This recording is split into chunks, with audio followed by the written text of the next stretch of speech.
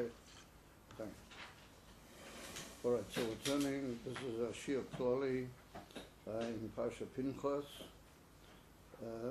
taking place on Thursday evening, Oyer Le Kof Beis. Am I right? Oyer Le Kof. Today's Kof Aleph, no? Today's Kof Beis? Yeah, Oyer Le Kof Gimel Tammuz. Oyer Le Kof Gimel Tammuz Tovshin Ayin Beis. So we're turning to the beginning of Parashas Pinchas, chapter 25, Bamidbar, Perik Kof Hei, Pasuk Yud.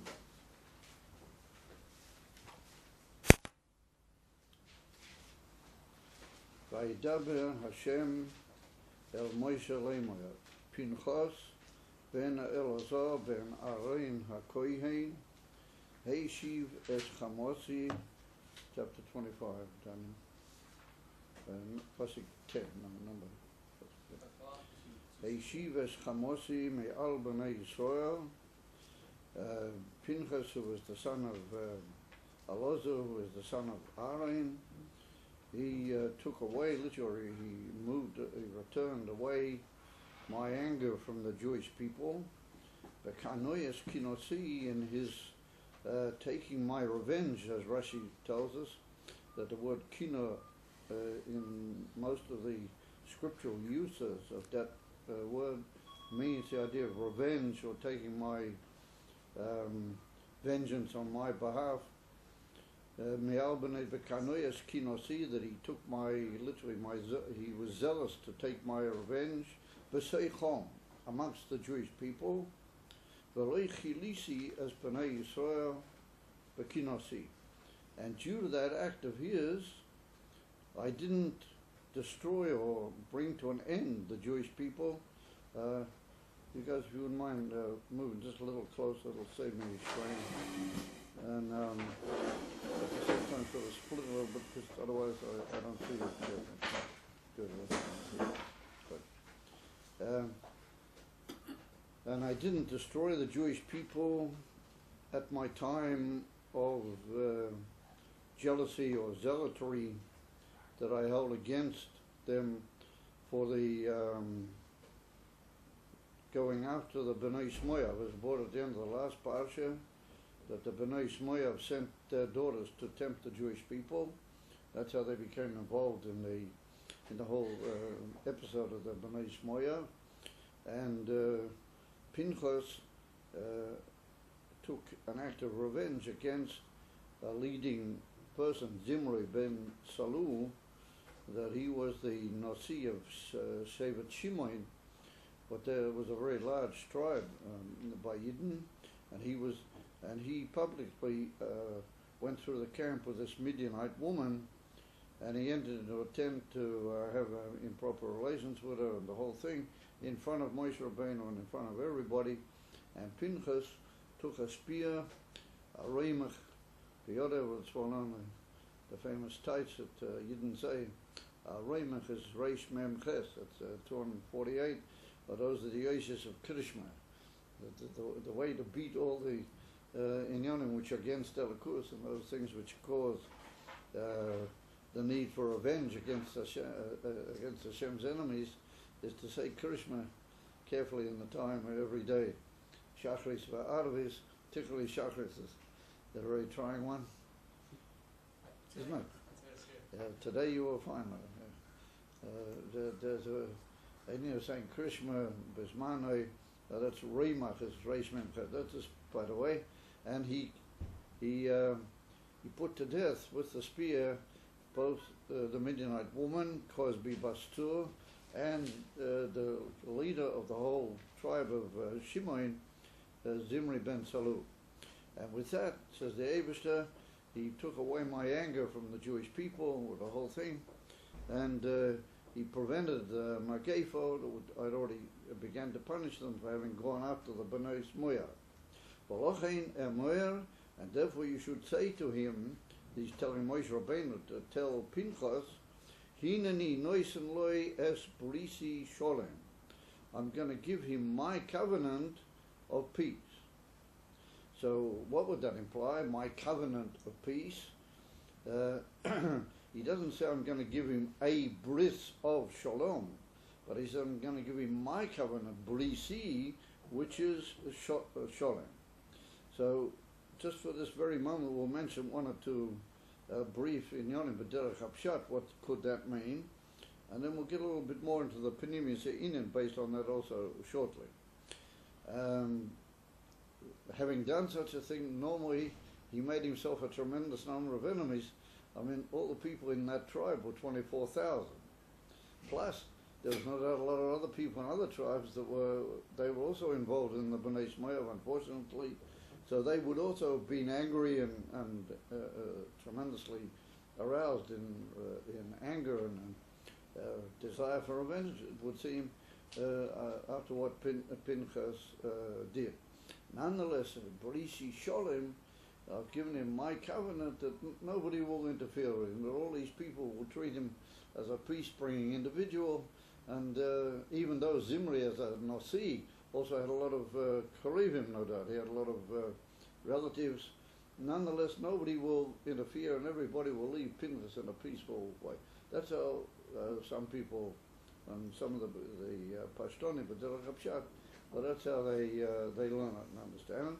Why is it called Brisi, my covenant of Shalom? So some people say that the Eibishter, one of the names of the Eibishter is Shalom, as a well-known, and the whole Inyan, the Rambam brings at the end of Chanukah, Hilchas Chanukah, the Rambam says that the whole Inyan of Torah in the world was Lahavi Shalom La'olam, V'chol Neseveiseho Shel Torah Heim Ach V'rach Shalom.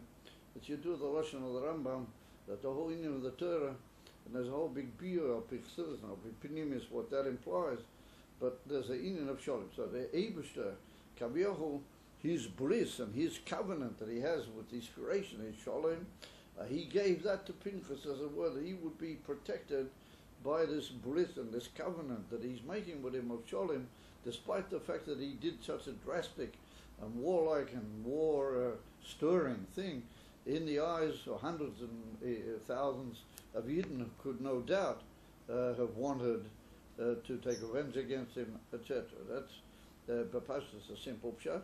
And therefore Rashi learns a very interesting pshat, that the word Shalom indicates like a greeting or a grace, that Hashem felt that Pinchas had done him a great, as it were, favor, had done him a great toiva, because he'd been zealous for his glory and for his name, what he should have done it himself. Kaviyocho, he should have done it. He should have punished all these people, and he was in the midst of doing that, as it were, by the Magefa, by the plague that had hit everybody, and Pinchas came along and did it for him, as it were.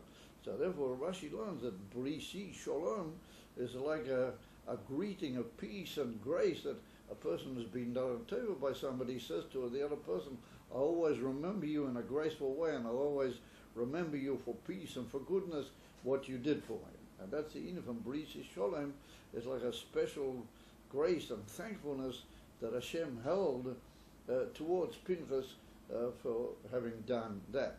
And then the pasuk goes further, and it says, "V'hoyes Eloi lazaroi." I'm sorry, "V'hoyes Eloi ulazaroi acharov." That this will be for him and for his seed after him, bris kahunas oilo. He will become a kohen. I use that expression because Rashi brings down that prior to having killed Zimri, Pinchas, even though he was from the family of Aaron a Kohen, he was not a Kohen. Of Al Yadei that he killed Zimri, then the Eibishter gives him, as a continuation of this covenant, or as we might say, as a practical expression of this covenant. Therefore Rashi goes on and says, Hoy Saloi, this bris that I'm making with him will also have another aspect. In other words, first of all, an Indian of holding grace and thankfulness to Pinchas forever. Secondly, a practical expression of that he's giving him a bris kahunas oilam, an everlasting kahuna, meaning that up to now he hasn't been a kohen. Mekan alahaba, he is going to be a kohen. Now that's a very unusual and tremendous change in the life of a person, which apart from Pinchas, I don't think it's ever happened in history that anybody who was an Akuyan became a Kohen. That's one of the famous story. I don't want to get into stories here too much to take time. That there was once a Yid that he wasn't so frum, that he had a Yechidus with the Rebbe, and he wrote on his title that he was a Kohen, ha-Kohen. So the Rebbe was mafli and praised very greatly the fact that he was a Kohen. And this guy couldn't understand why the Rebbe kept, telling him it was a Kohen, and so on. And then the guy was so, impressed by the fact that the Rebbe made such a union to him that he was a Kohen. He said, "Listen, Rebbe, what's so special about it?" So jokingly, almost, but of course there was no jokes by the Rebbe. The Rebbe said to him, I think I have a bit of a position by Yidden. I'm a rabbi, and a lot of people consider me like a leader. That's what the Rebbe said to him. Yeah. The Rebbe said, however, if I were to work for 1,000 years, carrying out exactly what I'm doing right now, I'd never be able to be a Kohen. In other words, since I'm not a Kohen, I would never be able to be a Kohen. So the guy was just so struck by this, the Lubavitcher Rebbe that carries the whole world on his shoulders, gives himself away in his whole life for the sake of the Jewish people, is not a Kohen and wouldn't be able to become a Kohen.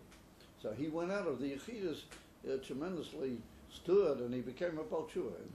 Actually, there's people in America who know him, who he is, and everything.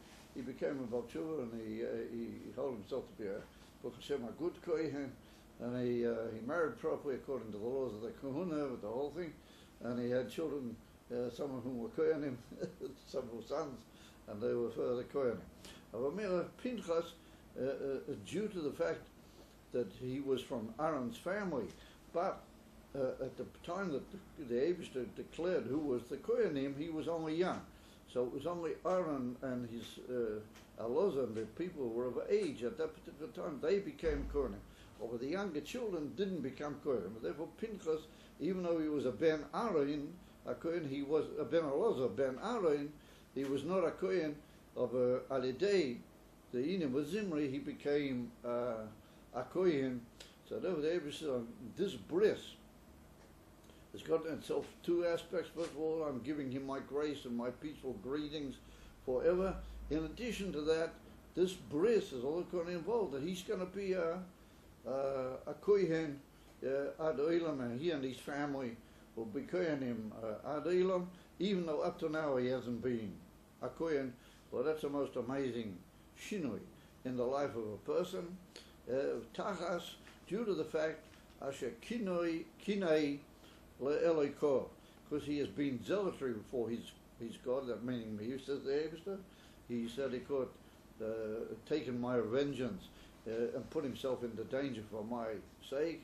Vayichaper al b'nei Yisrael, and he atoned for the Jewish people.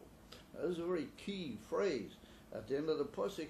Not just that Pinchas, as it were, took my COVID, and he took himself on for me, as it were. He revenged my revengeance that I should have taken, and I was about to take, or I had begun already to take. But he said, but he stopped my revengeance on the Jewish people, and he was mechaper on the Jewish people in such a way that the whole Magef finished. So it comes out of his that there's like two stresses that we could say on this whole union of the relationship between Pinchas's vengeance and his revengeance for the name of Hashem. He's taking himself on for the name of Hashem, and the connection with the Jewish people. Because we see that he says, he did it amongst the Jewish people. Now many people say the word Seichom doesn't really have any play. I mean, it was amongst the Jewish people anyway. It was in Shevet Shimon with the whole inyan. Why does he have to say B'Seichom?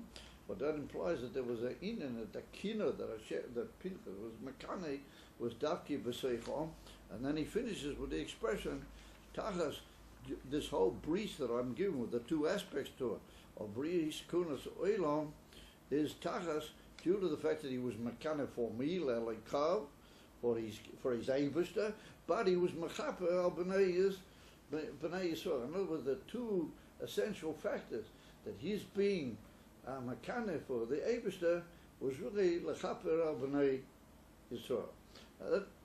That's gotten itself a very fascinating nakuda. But I'll just deal with it very, very briefly because it's not the main part of the shiur, but it has a very fascinating nakuda, and that's known that the Rebbe brings down in the Sikh in Chelik Yud Ches that not everybody was even pleased with what Pinchas did.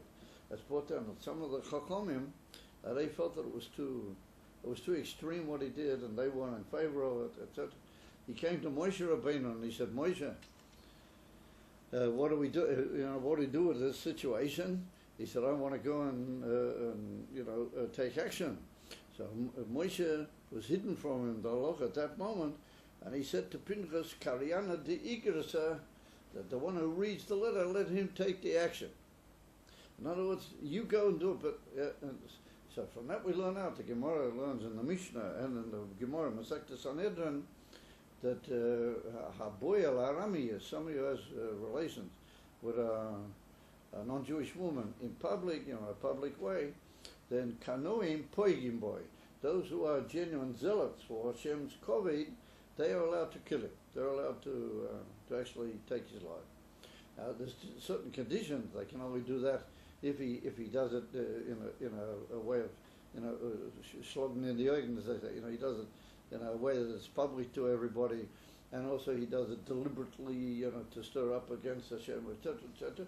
And also he's got to take B'shas Maisa action. He can't do it later. Only in B'shas the actual Chet, the Kanoy, the one who's the zealot, he's got to take action. There's a lot of different conditions. But the Mishnah says that halacha v'ein moyerin came. That's the din, but we're not allowed to paskin that. Well, we can't tell him to do it. How do we know that? Because Moshe said to him, you're the reader of the letter, so you have to take action. But Moshe didn't say to him, listen, go ahead and kill him. Moshe just said, no, that's what you hold, so let's see you do it. So from that we learned that the Bezdin doesn't paskin openly. Halacha v'ein moyerin came. So therefore the Rebbe brings in this Sikha, the Yerushalmi, the Talmud Yerushalmi, says that there were many great Chachamim apart from Moshe Rabbeinu in the Sanhedrin and others at that time, that they felt that Pinchas had overstepped the mark. They felt that, even though the halacha is like that, but since it was such a huge number of people who were likely to be against him, and it could have caused a tremendous inner struggle, like an inner civil struggle amongst the Yidden, reasons that they had, that they felt it was an overdone Inyan, that therefore they were against it. So the Mesiras Nefesh of Pinchas was double, says the Rebbe. That it was not only just that he had Mesiras Nefesh for the sake of Hashem's glory, but he also had Mesiras Nefesh that everybody was against him. And yet nonetheless he took the action, knowing as he did, being certain as he was, that Hashem would help, that through that he would be mechaper on the Yidden, and he would bring through that to the seizure of the whole Magefa, and eventually the peace. And that's what the Eibusha says, best brisi sholem, that nobody made any war against, nobody took any action against him, and the whole thing just settled down. And what was afterwards was peace amongst the Yidden and peace everywhere in the world, because it stopped the Magefa and brought back Hashem's goodwill to his people, to the Yidden. So Lefisa, that Pinchas took a very amazing step. He went, it's brought down the Gemara in Sanhedrin, that he went ready to be killed. He knew that he was taking on himself a tremendous suffix, that all these people in Shevet Shimon, 24,000 of them, that they were behind Zimri. They were backing up Zimri, Ben Salul. That's what the Gemara brings. And they could have just wiped him out in a second, and yet nonetheless, in front of all of them, he went in and he killed Zimri Ben Salul and the Midianite woman. So we see Lafida, and the Gemara says that there were 11 Nisim, and the Targum Yonason brings also, and he reckons out what were all the Nisim, and the Zohar Kodesh says that there were 13 Nisim. there were 11, 12, or there's another opinion that there were 12. There's 11, 12, or 13 nisim occur to him that he was able to come out of the whole thing complete, and that all the different things that Kilo could have caused trouble didn't, in a most miraculous way, and everything came out and everything just settled and everything was peaceful afterwards, etc. So that's a most amazing act of what you might call elevation above normal human consideration and factors, but it was the act of opinion. So, on that basis, some people learn and bring down a very amazing thing that we find in reference to Pinchas, and I'm going to take a little bit of a jump now, and we'll go into the Targum Yonasan ben Uziel. Now it's well known that the Targum Yonasan ben Uziel is from the Tana, Rabbi Yonasan ben Uziel, that he was a Talmud of Rabbi Yochanan ben Zakkai, and the Gemara brings him in Masechta Sukkah that he was from the Talmudim HaKtanim, as well, the Talmudim HaTzi'ilim of Rabbi Yochanan ben Zakkai. And if ever a bird flew over his head when he was learning Torah, then the bird used to get burnt from the heat of the. You know the famous. There's the old famous quip about it. You know, you don't know the famous quip. So they say when a literature or when the non-Chassidim when they learn the Gemara, so they say, wait a minute, if a bird flew over, said he burnt the bird, maybe he has to pay for the bird. How much do you have to pay? You know, is he chayav b'tashlumin or is he not chayav b'tashlumin? And the Chassidim say, oh wow, you know, it flew over. He said a bird. Wow, you know, what a rabbit this guy was. You know, and all the Chassidim, you know, go out of their kelim. But that's an old quip by Yidden. But anyway, the Gemara tells such a story about Rabbi Yonasan ben Uziel. So Rabbi Yonasan ben Uziel, he brings down a translation into Aramaic of the Torah, but together with it, he brings down all sorts of sources that he had in his time, in the time of the Tanoim, in reference to all sorts of Medrashim and even things, Pneumius, sometimes which have their mocker in the Zohar Kodesh and other places. So here he's got something very fascinating to say, and that'll lead us a little bit into the main theme. And that is, he says like this. I want to turn to the Pasuk Yud Beis. Lochein Emoyer, therefore you should say to Pinchas, Hineni Noisan Loi es Brisi Shalom. That's all we just learned. So says the Targum Yonasan ben Uziel, B'Shavua. Lochein Emoyer means that the Eibishter made an oath to him. The Eibishter swore to him that this would be the case. That's a whole thing why he says that and why, but that's not the main point I'm going into. But that's also a question in Biur Ha'inim. Why did he see that to be necessary to learn the pshat that was a oath on the part of the Eibishter?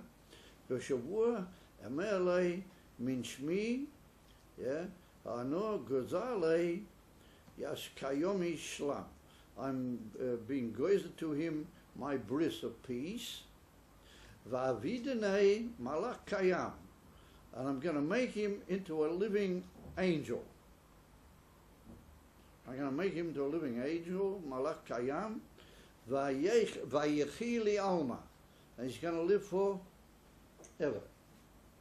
Va'yechi li alma, he's going to live forever. Limavasra gu'alta b'sof yomaya, and he's going to be the one that will be mavaser, the geula to the Eden at the end of all day. Very fascinating. Now he doesn't mention any name other than Pinchas. He doesn't mention who this, what he's going to be called now that he's a malach, but he just said he's going to be an everlasting malach. He will live forever, and he will be the one that's going to tell the geula b'sof yomai. And then he said, "V'choilef dechasdoihi." Yeah, and he said, instead of them being mavazahim, now Rashi brings in his first Pirush that the people were mavazahim because they said, look at this guy, he was born from the children of Yisrael, because the wife of Elazar, she was from the Zara of Yisrael. So they made fun of him. They said, look, this person about Poti, that was the name they gave to Yisrael. Yeah, who Ho'ano me'achsanei lekohuna ravatso. I'm going to give him a Yerusha of Kahuna Rabbi, because he's going to be a Kahana Rabbi. Now the truth is that Pinchas himself wasn't a Kohen Gadol. He was what's called a Kohen Mashuach Melchoma. He was the one that used to go with the Yidden and announce them what they should do before the battle and everything. That's brought down later in the Torah. And it's brought in next week's Parsha that when they went for war against the Midianites, he was the Mashuach Melchoma. He was the Kohen and went out with them. And there's a whole deal in the Gale as to what he took with him and what the whole thing. But anyway, later, after that, as it were, descendants of his, well, we're going to see how they were descendants, also interesting, in the light of what he just said. They were Kohanim Gedolim. They were, from his family, those who became Kohanim Gedolim. So therefore he said, I'm going to give them Kohan to Rabbitzah, V'chaylev, Dachad Rumcha, Bedroi. And he said, and instead of him having to, or in place of him having taken a spear in his arm, his hand, and he killed the Midianite woman, through her stomach and through her body and so on, as like it's brought down in the Gemara. But Sholei Befume, Alama Beis Yisrael, and at the same time that he was doing that, he was killing the Midianite woman together with Zimri. He prayed with his mouth for the Jewish people. That's very interesting. He learns that pshat, at the moment that he killed him, he prayed for the Jewish people. So he said, Yizkun Kahainayo, therefore the Kohanim will come out of Pinchas, which means all Kohanim after that. He says, Litlas Matana, they're going to have the 3 Matanas that if you shech the Behema, even a Behemoth's Chulin, not a Korban. Anyway, Bifnei Abayis, Shaloi Bifnei Abayis, Afilu B'chutzot, you have to give 3 Matanas, how do you call it, the cheek, and the arm, and the stomach. There's 3 Matanas you have to give to the Kohanim if you slaughter. Nowadays we don't do it for all sorts of reasons, but Me'etzem Adin, that's what you have to do. It's called the Zroya, the Lechaim, and the Kevor. Those are the 3 Matanas. So he said he was Zeicha through having killed the Midianite woman together with Pinchas, and partly that involved their arms and their stomachs and so on and so forth. Therefore the Kohanim are going to have these 3 Matanas. He says, due to the fact that Konei Lelakei, he was Mekana to the Eibishter, V'chiper al B'nai Yisrael, but he also, together with being Mekana for me, he was also Machaper al B'nai Yisrael, well, that he atoned for the Jewish people and brought me back to my own people, as it were. So that's the Targum Yonos. Now, the thing that attracts our attention here is that through carrying out that act against Zimri ben Salu, the Eibishter made him into a Malach Kayam, and he said he's going to live forever. And he'll be the one that will tell the Geula, he'll bring the Basura of the Geula in the days to come. So who do we know? I mean, we have a Kabbalah, and even the Rambam mentions it. Even the Rambam says it's not really important, the different timings of where he comes first or later or when he'll come, but Eliyahu Hanavi will be the one who's Mavaser the Geula, according to all the opinions. The differing opinions how we will come in time reference to the appearance of Moshiach ben David. But Eliyahu Hanavi. So we know that Eliyahu Hanavi is going to be the one.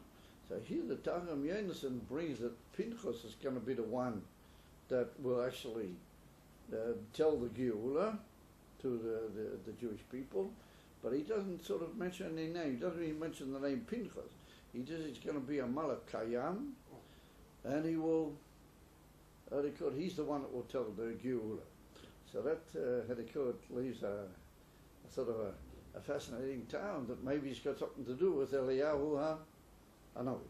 So I'm going to show you that he does have to do with Eliyahu Hanavi in a very surprising way. But just before that, I want to quote now one of the Pirushim B'derech HaPshat. One of the Pirushim B'derech HaPshat is the Rabbeinu Ovadia Saporno. And he occurs on all the psukim in the Torah, and he learns always b'derech pshat. And comes along and he says, what is the pshat that the Eibishter gave his covenant of peace to Pinchas? He said, peace from whom? So all the others learned peace from all the Jewish people that would have been after him to kill him and so on. And he says, no. He says that he gave him peace from the Malach HaMovid. The Sapono, what he learns with Derech Pshat, he said he gave him peace from the Malach HaMovid. Yeah? In other words, that the Malach HaMovid is not going to get at him, and he's going to just live on. And he says, how is it that bodies waste away, and how is it people approach death? This is a Sapono. He said that's because there's like things in our makeup and our system, what they oppose one the other. We're not one and perfect in our state of devotion to Torah, mitzvah, and to Hashem. We have all sorts of different things we'd like to be doing. He said that is snug. This causes you to waste away. He said, but if you have complete devotion to Hashem in all ways and in all inyonim, then he says there's no reason why you should just be Marik Yomim Ad Moed. You can just keep going forever. So he brings down that we can prove that Pinchas lived an amazing amount of time, even historically, in the Nevi'im and Ksuvim themselves, in the Nach itself. And he brings down that Pinchas lived, and Pinchas is actually mentioned in the terrible thing that was called the Pelegish Begivah. What that was in the time of the Shaitim, when there was a whole terrible thing happened with the tribes of Benjamin and another tribe. They acted very immorally with a certain woman. The whole business was called the Pelegish Begivah. Is that Pinchas, he was part of the Ador of Rabbanim, the Paskin, what should be done with these people, what they made a shavua, not to take Benjamin into the Kahal anymore, and a whole terrible thing. And later they were Mati the shavua. There's a whole Ramban about it here in the Torah. But anyway, we can't go into all the inyanim. So he says that he was over there, and that was already several hundred years after this had happened here. That was already in the time of the Shoftim.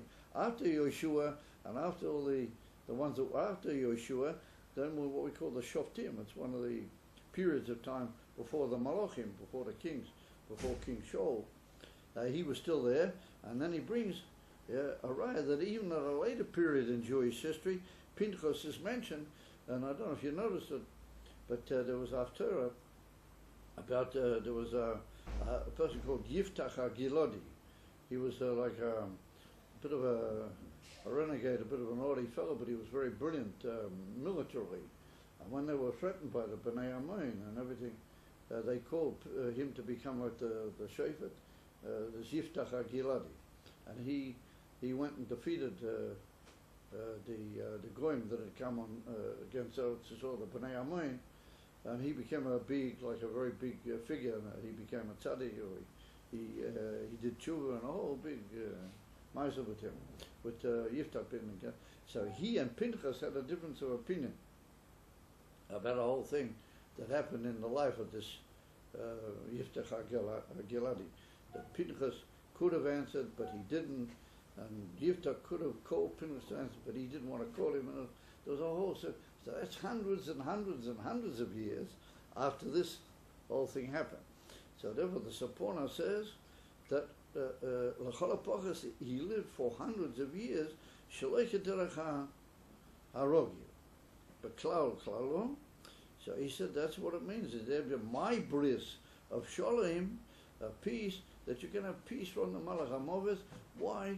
Because we'll soon talk about it in more detail, you've acted in a way of complete unity